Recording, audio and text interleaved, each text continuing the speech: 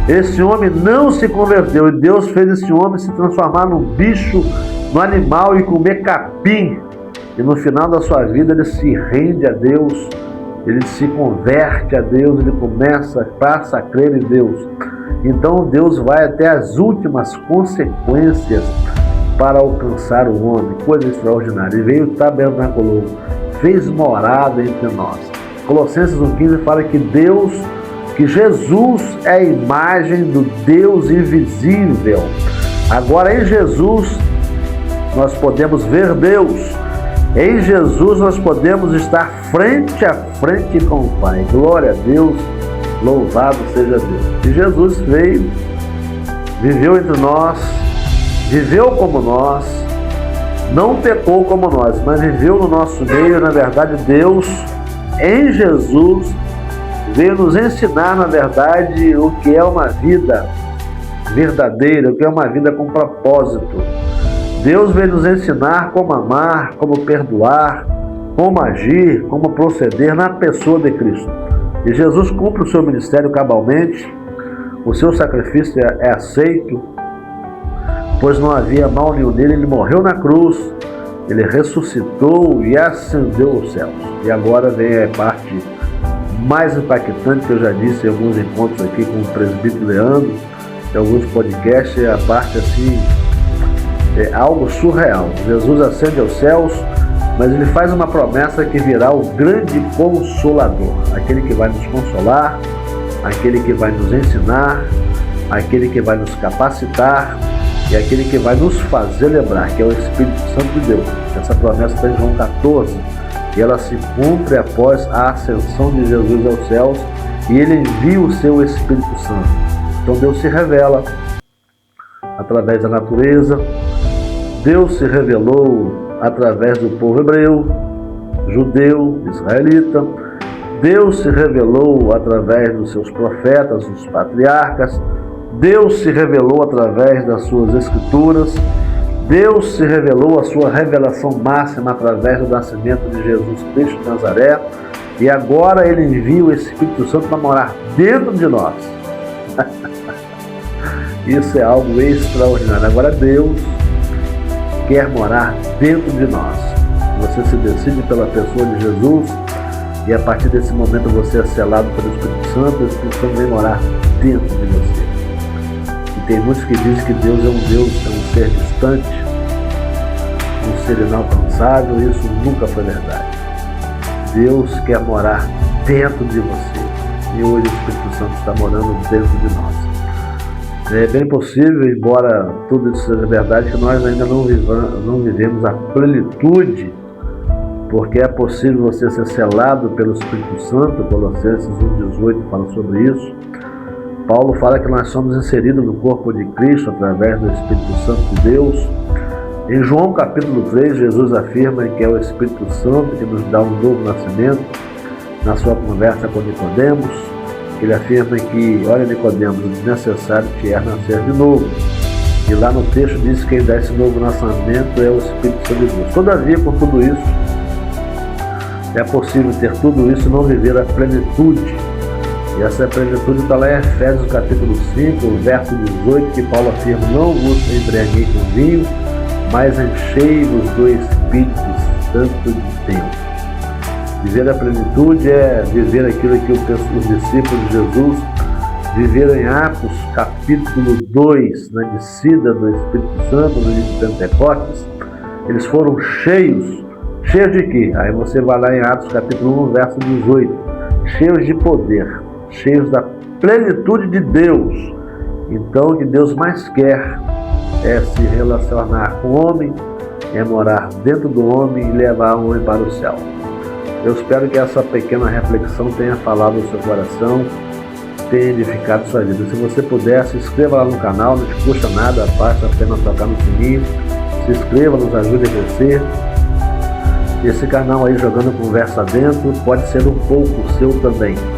Nos ajude a divulgar a palavra de Deus, se inscrevendo e compartilhando. Que o soberano Deus possa estar abençoando sua vida, sua casa, sua família, em nome de Jesus. Beijo grande, Deus te abençoe. Fique na paz de Jesus.